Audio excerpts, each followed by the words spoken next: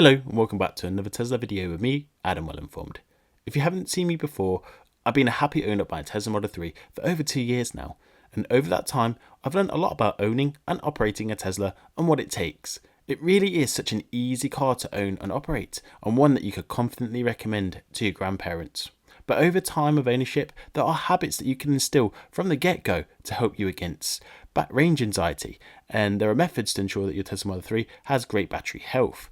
And these are just 6 simple and easy tips that you don't get taught, but you definitely should know if you are a Tesla owner or even an aspiring Tesla Model 3 or Y owner. I'll show you some accessories I've brought to improve and protect my Tesla, in addition to just getting the most out of your Tesla ownership, from driving and convenience to battery maintenance. And some of these tips you may already know, but I think there will probably be one or two that you haven't already heard of. Right, so there's going to be lots to get through, so please do hit that like button to show me some of your virtual love and support for Tesla and EVs. Please hit the subscribe button so you continue on this EV journey with me. Finally, just hit the notification bell so you're notified of all my upcoming electric car videos as soon as they're available. Right folks, let's fully get into it. Firstly, we all must admit, we've all curbed a wheel at some point. Me and my wife are pretty good these days, but at the beginning, my 18-inch wheels got beaten pretty bad, and that's mostly on the driver, but not deflecting any blame here. But the 18-inch rim design can easily be scuffed against curbs due to the alloy sticking out ever so slightly. And I believe it's designed that way so the aero covers can physically just click into that rim for a smooth and slick and efficient airflow surface. And whilst it can improve your range by up to 10%, whether you utilise the aero covers or replace it with a aero wheel kit like so, that rim edge is forever going to be exposed and it's going to be easy to curb. And this is why I highly recommend getting protection for your Tesla Model 3 alloys if you opt for the 18-inch wheels. And this is the free tyre choice in the configurator, by the way. And so I suspect it's probably going to be the most popular choice for that very reason. That and obviously the range boost, I guess. So what is my solution to the curb rash? Third-party wheel cap covers. I've included a dedicated video in the top right on the screen now, and that video is in the video description as well. But these black wheel trims you can see now are a set of third-party wheel covers. You can buy a variety of different covers from different retailers, but what I like most about these is that they look incredibly authentic because the design matches the naked alloy design, but just matte black instead. That and the wheel covers are incredibly affordable. It's about 10% of the 19-inch option alloy choice, and it acts as a buffer for your alloys because the cover gives an inch or so's worth of protection over that part that sticks out, and I guess every inch counts, right? Now, I installed these at the beginning of last year, and after an accidental bump against a high curb in a parking lot, instead of raging at the damage caused, I was able to purchase a replacement cover and fit it myself. It's super simple, and the matte black cover makes the Tesla stand out to the others on the road. Therefore, this gives your alloys a layer of protection, it looks great, and it costs a fraction of the 19-inch wheel upgrade. If I ever get a new Model 3, I'll be sure to get these again, and if you have a Model Y, you can also get similar covers for the 19-inch wheels too. So my second tip for existing or new owners of either the 3 or the Y is to do with range display improvements. I always advocate for displaying your battery capacity as a percentage rather than miles, as it is definitive. For example, if it's at half capacity, it's 50% remaining. This is the same as how your iPhone displays its battery. It's as percentage rather than talk time. And that's because the power remaining is definitive. But how you use that over the course of the next journey is so subjective to your driving behaviour, the weather, the road conditions, etc. etc. Therefore, if you have range anxiety, or if your range is not where you'd expect it to be, or you feel the accuracy is off, don't worry, your Tesla probably isn't a dud, battery faults are rare, and you have an 8-year battery warranty. That's obviously subject to some mileage limits too. The mileage displayed is taken from the US EPA rated range. For those in Europe, this will mean a display range of slightly lower than the WLTP rated range, but it should be more representative of real world conditions. And so, if the accuracy is off by quite a bit, it could be because you have removed your aero covers, which will affect the vehicle's efficiency, and if so, you can improve the accuracy on the onboard computer again if you change some settings on the car to account for this external change. And once you've made this change, the Tesla app and the main display will also show the car without the wheel covers like mine currently does. So my point is always use percentage remaining and not miles remaining, and this will really help you not overthink your remaining mileage. And if you're going on lots of road trips, you can leave it to navigation. It's super accurate too.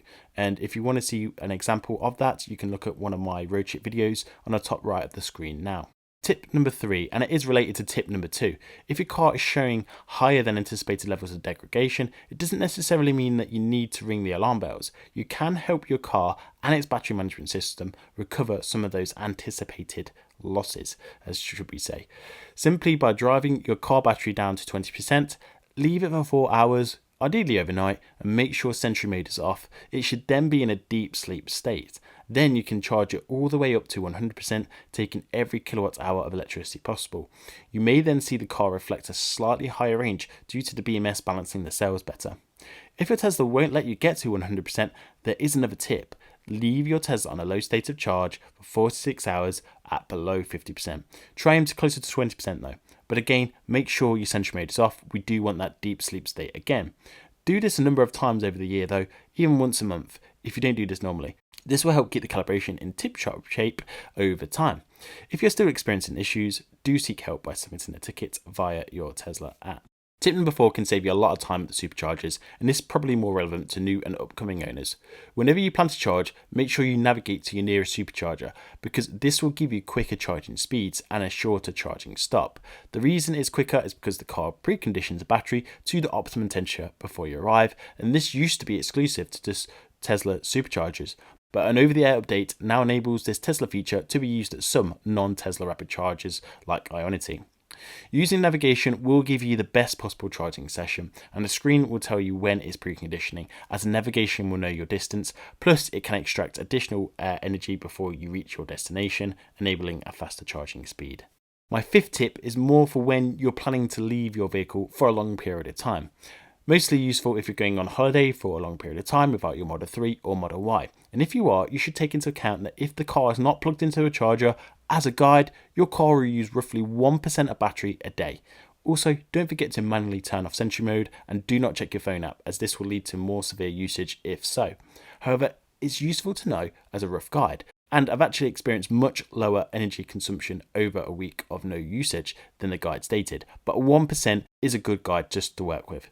You can take a look at the video on the screen now for a full lowdown as a live example if you wanted. Ultimately, if you can, it is more ideal if you can have it sit around 80% or lower, then have it plugged in for the duration, and then just let the car suck on the energy whenever it wants to, just like a baby with its mummy. Swiftly moving on to the final point, charging costs, particularly home charging. If you own an EV, some utility providers allow you to access exclusive rates that are not available to the general public. This effectively delivers you a much better rate overnight. So when you charge your car, it's usually heavily discounted for a number of hours. Now, if you're savvy like me, you can also use this time to charge your other devices around the house and set the dishwasher to come on during that set time in the night. And that's because the day rate of electricity is then higher than normal.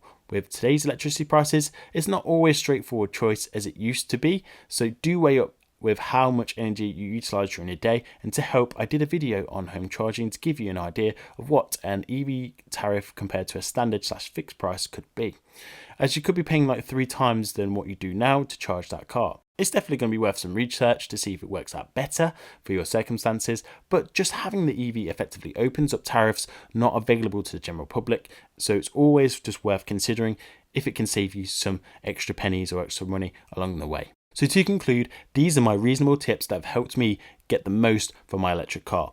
Hopefully this helps you get the most out of your Tesla, whether it's coming to terms of how to display range in your Tesla or how to improve battery health. It's these small and subtle tips that help you appreciate and take your ownership experience to another level. So what do you guys think? Did you know all of these tips? I reckon there's definitely a few more tips that I didn't mention that definitely deserves a mention. So let me know in the comment section below if you know any more significant ones. If you're not sure what to comment and you want to show me you got this far of the video, you can simply comment Adam Curb Rider and I'll give you a cheeky thumbs up for the support.